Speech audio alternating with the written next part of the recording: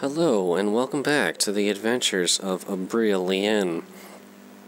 Abreel, while wandering around in the Mages Guild in Vivec, recently received a letter from an old friend of his.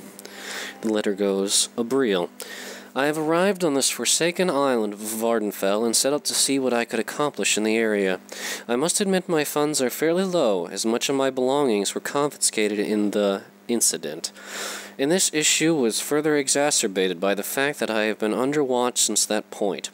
It appears that many issues involving this are ameliorated by the distance from Cyrodiil and the Empire's lack of care for the island as a whole.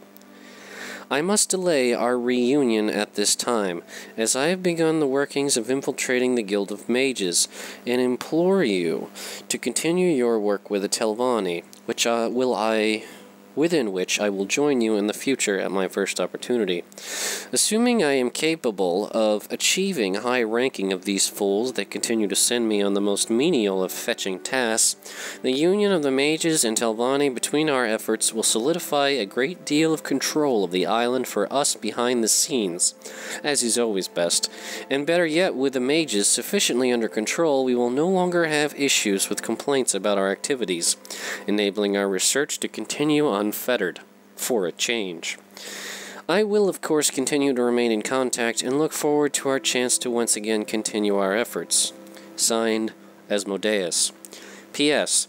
I hereby rescind all of the times I turned up my nose at your infatuation with the alchemical arts. I have since learned that such endeavors may, in fact, be in my best interest. P.P.S. Don't let that go to your head, you arrogant ass. Abreel would chuckle at this, and revel in the vindication he receives from proving it to his friend that he was right all along.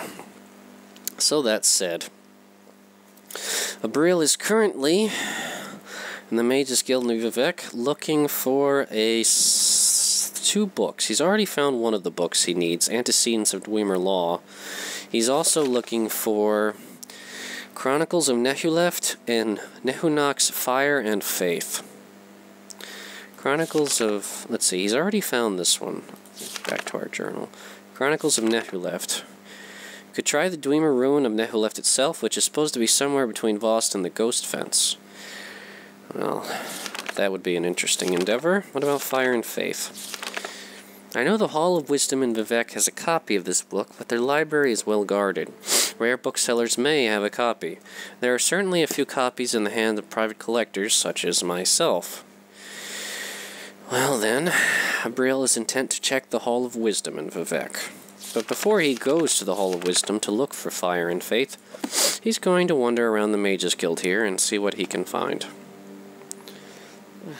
What a winning personality. No, I feel the same about you, my dear. What do you have for sale? Ah, you're an alchemist. I see. Well, perhaps there's something... is there anything that I could sell to you at this point? I don't have anything that would interest you now, but I may in future.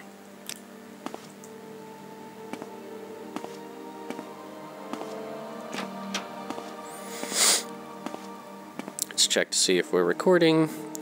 Yes, we are. Excuse me, madam. Identify yourself. I am Abreel Lien, dear lady, and considering you are an authority on certain types of spells, I'd very much like to do business with you, perhaps study under you as a pupil. I'm sure a little financial incentive would definitely aid this. Of course. Now let us see. Ah, Mark, I've been looking through this. Thank you for teaching me. Demoralized creature. Could be interesting. Golinar's Eye Maze. Interesting. Blind, 1 to 4. Also known as Elravelm's Wild Sty. Genera's Hoptoad, that sounds fun. Slow Fall. Spell Absorption. These are all fairly useful spells. I think I'll go with Demoralized Creature. That does sound interesting. And, I don't want to spend too much money while I'm here, so I'll get... but then again, I already know a blind spell. Perhaps a Cavilian spell. Golinar's Eye Maze. Yes, why not? And I really shouldn't spend any more. So good day to you, my dear.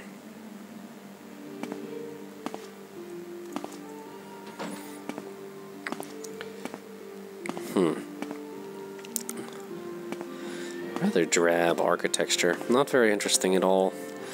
Not like House Telvanni, anyway.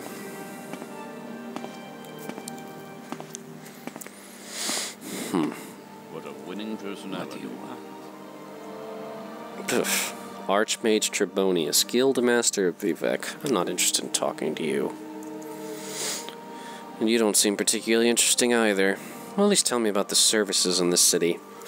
Every canton has its own services. If you're with an Imperial Guild, go to the Foreign Quarter. If you serve a great house, go to the Halahu Compound, Radaron Compound, or Telvanni Compound. Interesting. If you belong to the Temple, go to the High Fane. And that there are many independent merchants of various kinds.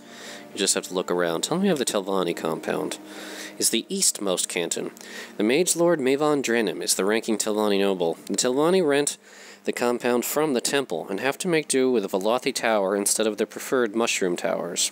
The administrative center includes treasury and a hall of records. Slaves are housed in the lowest tiers. There are many tradesmen, craftsmen, and trainers, and the Lizard's Head Corner Club provides lodgings for Telvanni kin and mercenaries. Thank you for that information. It should actually prove rather useful. Anything interesting over here? A game at dinner. Well, if it's open, I suppose I could look at it. How long is this book? 24 pages. Why not? A game at dinner by an anonymous spy. Oh, hold on one moment. Appears I'm having issues with my mouse. There we are.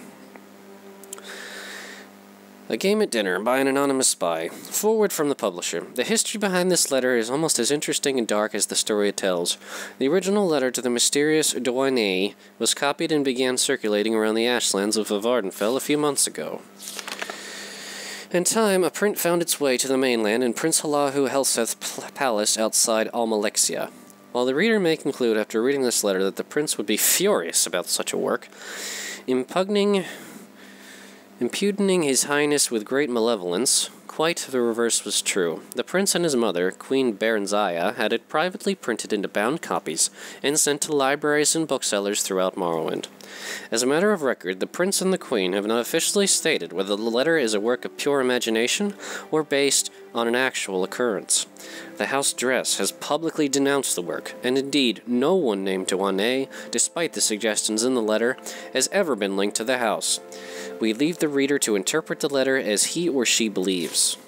Nariscan, Publisher. Dark Liege Douane, you asked for a detailed description of my experience last night and the reasons for my plea to House Dress for another assignment. I hope I have served you well in my capacity as informant in the court of Prince Helseth, a man who I have stated in many previous reports could teach Molag Bal how to scheme. As you know, I've spent nearly a year now working my way into his inner circle of advisors.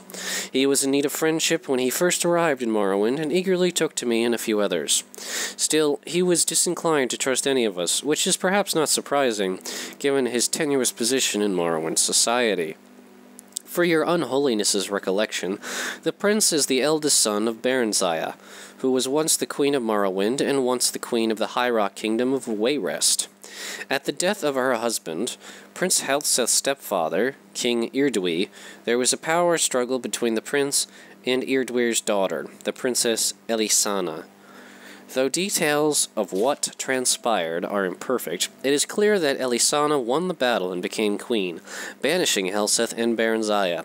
Berenzaya's only other child, Morgia, had already left court to marry and become queen of the Somerset Isle Kingdom of Firsthold. Berenzaya and Helseth crossed the continent to return to Morrowind only last year. They were well received by Berenzaya's uncle, our current king, Halahu Athrin Lethan, who had taken the throne after Berenzaya's abdication more than 40 years ago. Berenzaya made it clear that she had no designs on reclaiming the throne, but merely to retire to her family's estates. So Helseth, as you know, has lingered in the royal court, and many have whispered that while he lost the throne of Wayrest, he does not intend to lose the throne of Morrowind at Lethan's death. I have kept your unholiness informed of the prince's movements, meetings, and plots, as well as the names and characters of his other advisors.